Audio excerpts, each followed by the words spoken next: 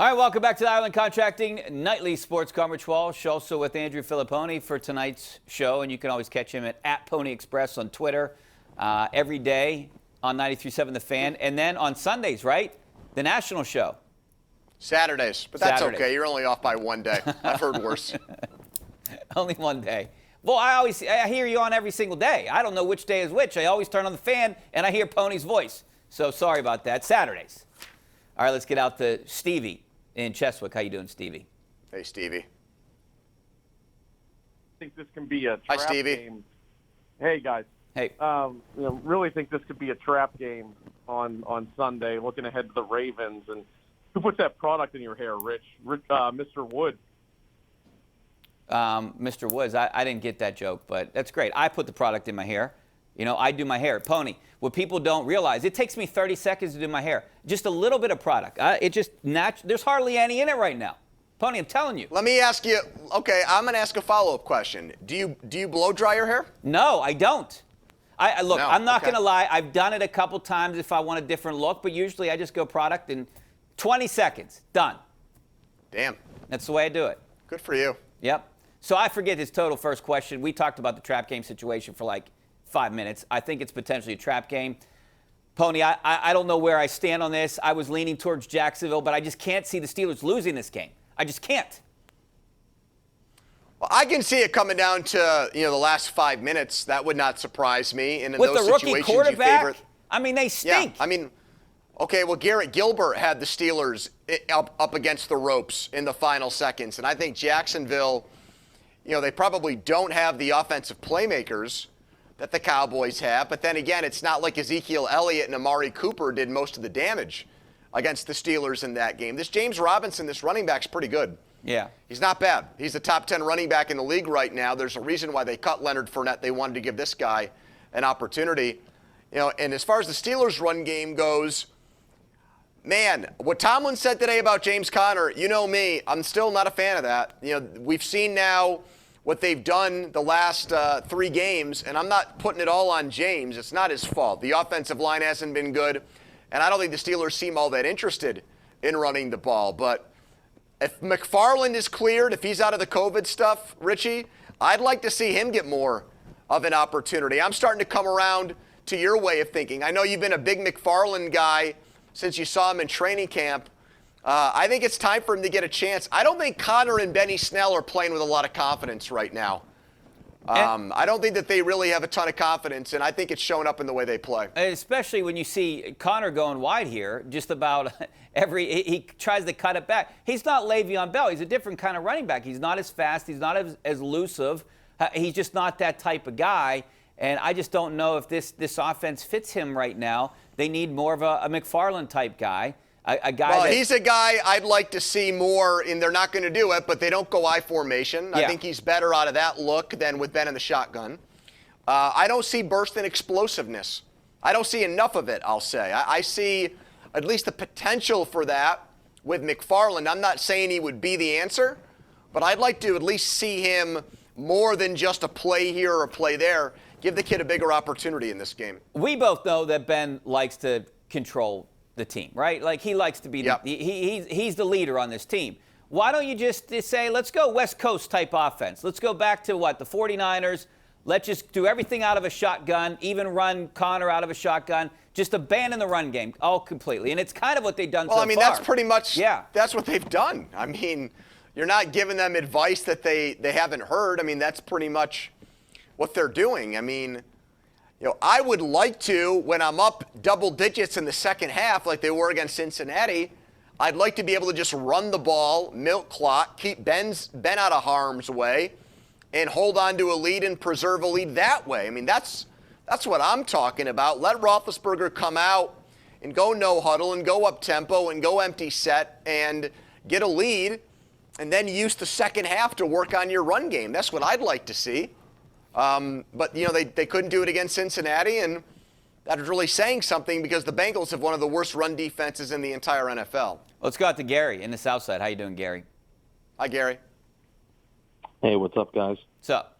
Hey. You guys are talking like the Steelers are 0-10. Come on. Give them a little bit of credit. Well, no, we're not talking. No, we just said the run game's bad. I think they're good, Gary. Mike Tomlin opened his press conference today talking about how the run game was bad, unsolicited. Okay. I mean, we're not. Okay. All right. Easy. Listen. I'm with you. I am concerned, definitely about the run game. But I'm not as concerned as in the run game as Pony's worthless career.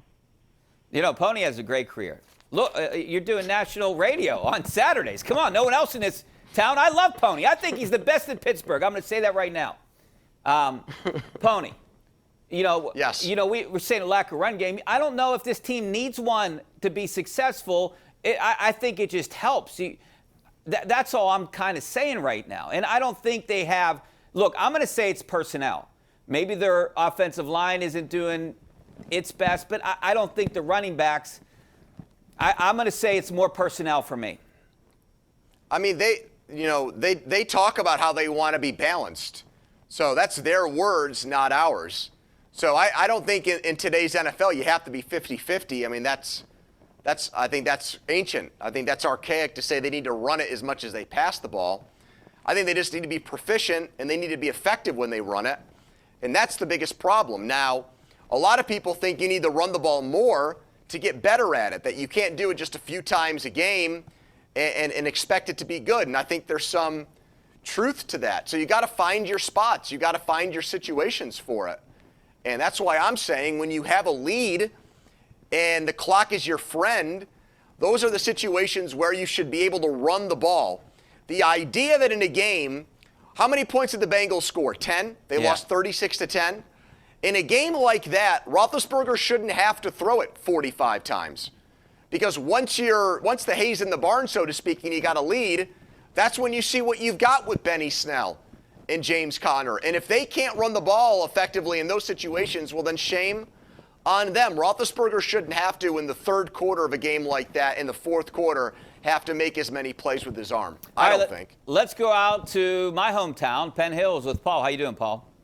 Hi, guys. Hi, Paul. I love the show. Thanks. Thank you. I have two questions for you. Why did we draft Derek Watt, and why not try use a fullback and dump some passes at him out of the backfield, and then when he's in there, defense may not know if we're going to hand off to Connor or maybe dump a little pass out to the fullback. What do you think? I'll listen. Thanks a lot, Paul. They didn't draft Derek Watt. They went out and signed him, but he's been unhealthy all year, and I think that's part of the problem, right?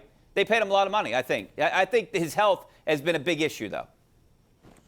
Well, look, my question is, they're obviously not going to use him in the traditional way that a fullback gets used. They're just not a team that does a lot of heavy I formation stuff with Watt at fullback and Connor behind him in the I. And I'm not even sure, you wouldn't want to do that to start a game. That's not who the Steelers are. That's not putting their best players on the field. However, what I'm surprised by is, why don't they use the fullback like Matt Canada did at Pitt, where the fullback wasn't always in front of the running back. He was in motion.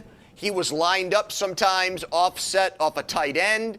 I mean, he wasn't always in the same spot in the offense, and that's what I don't get, is you would think with Canada they would find creative ways to use Derek Watt, and they haven't shown any real willingness or motivation to do that, I guess. Yeah, and he's the type of fullback that can almost be like a tight end kind of guy, too, like an H-back type guy. All right, now let's go to our Tri-State Office Furniture tweet of the day. And, Pony, you'll like this tweet. I found it really interesting. It's your tweet. Steelers' run game isn't in a law. Mike Tomlin said today, team rushing yards ranked. Look at this. 18. By far, that was their worst. I remember that year. They've been through all over the place. Last year was pretty bad, too. 31st, 29th, and 24th. It's the best that they've been in 3 years, but it just looks bad. Well, that's a lot, and that's just not. Let me make this point clear. That's not, that right there is rushing yards total per game. But even if you go yards per carry, it's under 4. So even when they do it, they're not doing it a lot, but even when they try to do it, Richie, we see the results. It isn't very good, and it hasn't been good for a long time. It really hasn't been good since Le'Veon Bell left, to be honest with you. Yeah. You know, and a recipe for success is run the ball and stop the run, and the Steelers have been struggling at those the last couple games. All right, we're going to take a break. We're going to come back. We're going to be able to take more phone calls and some tweets coming up next. Stay right there.